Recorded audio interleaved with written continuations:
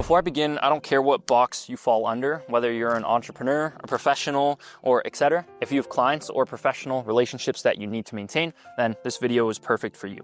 I guarantee you that by the end of this video, you'll have a totally different outlook on how you're going to be treating these client and professional relationships. Let me give you a little bit of background before we begin on why you should be listening to me. So I'm an 18-year-old entrepreneur with a six-figure marketing agency, and I've worked with over 20 clients in the past 2 years. I've made tons of mistakes on how I should be interacting with them and dealing with these relationships. So I'm here to share with you.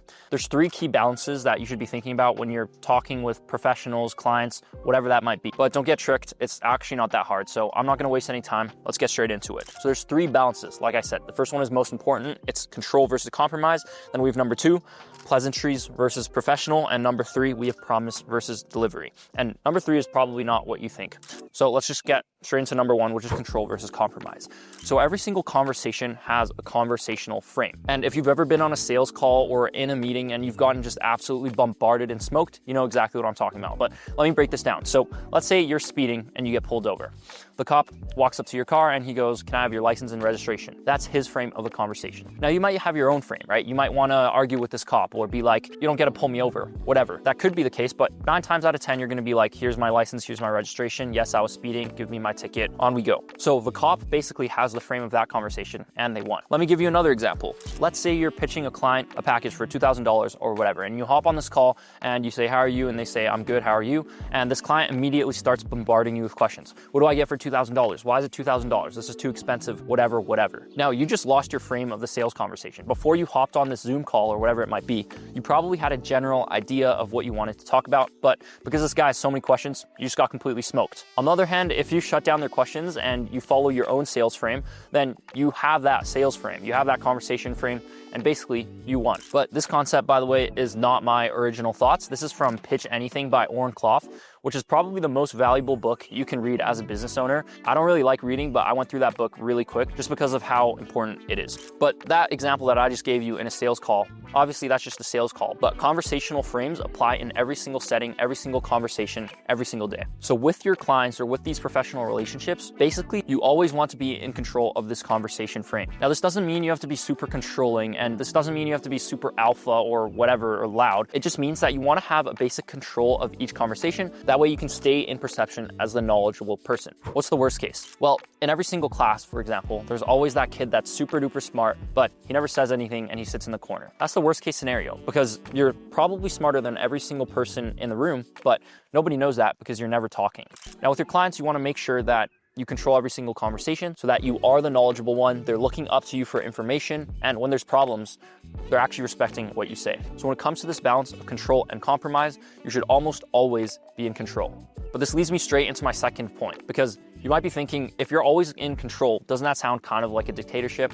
So this leads me perfectly into the next point, which is about pleasantries versus professionality. Now, this might be the most important point. Now, I know earlier I said the first point was the most important, but this might actually be the most important point, because even if you nail down that first balance and are always in control, if you don't have a good balance between being pleasant and being professional, then your clients are not going to want to work with you. Now, being pleasant and professional is really just rooted in your intentions of what you want for your clients and what type of relationship you want to have. And before I explain further, let me talk about what this relationship should kind of look like. So in most corporate settings, it's going to be kind of a 20% pleasant and 80% professional relationship, which is why corporate is so stale and dry a lot of the times. As a business owner that wants to be productive with his clients, but also wants to connect with them, you should be aiming more for kind of a 40% pleasant and 60% professional relationship. So circling back to this balance of being pleasant and professional, let me give you an example. Let's say you hop on a call with your client. You say, "Hey, how was your week?" And they say, "Oh, it was pretty good, pretty busy. What about you?" And you say, "Oh yeah, me too. Pretty busy, pretty good." So you have 2 options. Either you can continue to push them, "Oh, what'd you do this week? Oh, whatever." Or you can just move on. Now, my favorite line to move on is something like, "All right, well, we're both busy. I don't want to waste our time. Let's just get straight into things." How does that sound? This is probably your best approach. You asked about their day, you do care, but you're also professional. You're not wasting their time. And that's where your intentions should be. However, in some cases, your client is going to go on a tangent, right? They're going to say, "Oh yeah, it was great. I took my kids to the park. I walked my dog, I whatever. What did you get up to this week?" This is when you expand a little. You ask, "Oh, well, how old's your son? What'd you guys do at the park?" Right? This is going to show them that you actually care. You're not just all about business. business and you're building a little bit of a bond, which is great. And so like I said, you should be maintaining that 40% pleasant and 60% professional. You want to get stuff done, but you also do care about them and want to learn a little bit more about them. But don't force it. Now let's talk about dealing with conflict, because this is something that's going to happen. And this is where you want to go from 100% pleasant and shift into 100% professional. How do you do this? Number one, your client calls you and they're angry. First thing you do, this is very important, is you get in the trenches with them. They're going to call you. They're going to be like, this work is garbage. I'm not getting any leads. The ads are not working. I'm spending all this money and nothing's happening. Be frustrated with them. You say, yeah, that's freaking terrible. Like, I have no idea why that's happening. There's no way. Like, that is absolutely terrible. You empathize with them, you understand what they're saying, and then you shift over to being professional.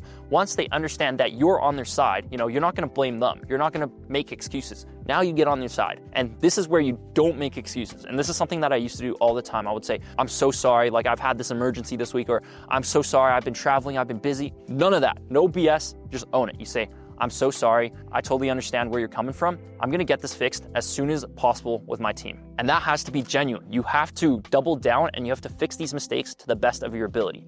No excuses, no explaining, just get on it. Obviously, sometimes it's the client's fault. And this is when you choose, do I keep this client or do I drop them? But you just want to fix that problem and go from that pleasant to professional. The worst thing you want to do here is be 50-50 pleasant and professional. Oh no, like I totally understand your problem. However, it is kind of on you that whatever. That's going to be totally mixed up and you're just going to end up having your client totally hate you. Last point, promise versus delivery. If you're a business owner, you've definitely heard about overpromise, underdeliver. But overpromising and underdelivering is going to lead to you selling yourself short, working on huge projects, but this is just going to lead to you selling yourself short and working on projects where you're getting underpaid. I used to do this a lot, and what this led to was me signing a bunch of low ticket clients where my hourly rate should have been something like $500 an hour, but ended up in reality less than 60. So don't do this. Let me show you a graph. Now, if you know me, you know I suck at math, but I have a little graph for you. It's going to be super simple. Brought my whiteboard. Let me draw this out.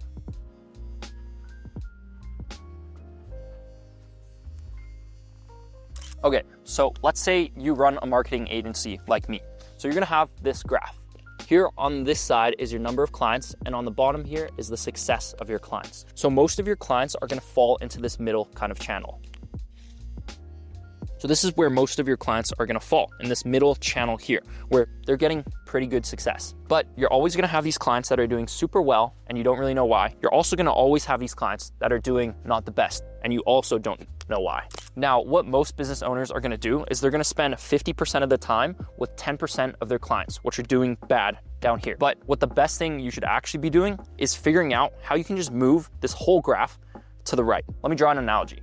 Let's say you're a professional golfer, and on your average day, you shoot 10 under par, which if you don't play golf, and I don't really play golf either, but that means you're very, very good. Okay, now let's say you're that professional golfer and you do very, very bad. You have a terrible day and you shoot 3 under. Now that's still very, very good, but by your standards, it's bad. You want to replicate the same thing here. So if you're able to boost all the success with your clients, then even your worst clients will still be your old average, if you know what I mean. And your average is going to be higher. This isn't something I can explain in 30 seconds or a minute. So I'm going to be dropping another video explaining that in the future. So subscribe if you want to see that video. But if you nail those first 2 balances, that third balance is going to be so much easier to manage because your clients are actually going to like you. They're actually going to trust you. And you're not always going to be stressing about whether or not you're getting the perfect results for your clients. So those are the 3 tips. If you want to watch my vlogs, then click on the button somewhere on the screen. And if you want to watch my last video on how I made almost $10,000 in London in 2 weeks, then click here. I'm trying to post twice every single week, and I'm genuinely just trying to make good content for you guys. So drop a comment or DM me if you have any feedback, whether it's good or bad. Thanks for watching. See you guys next week.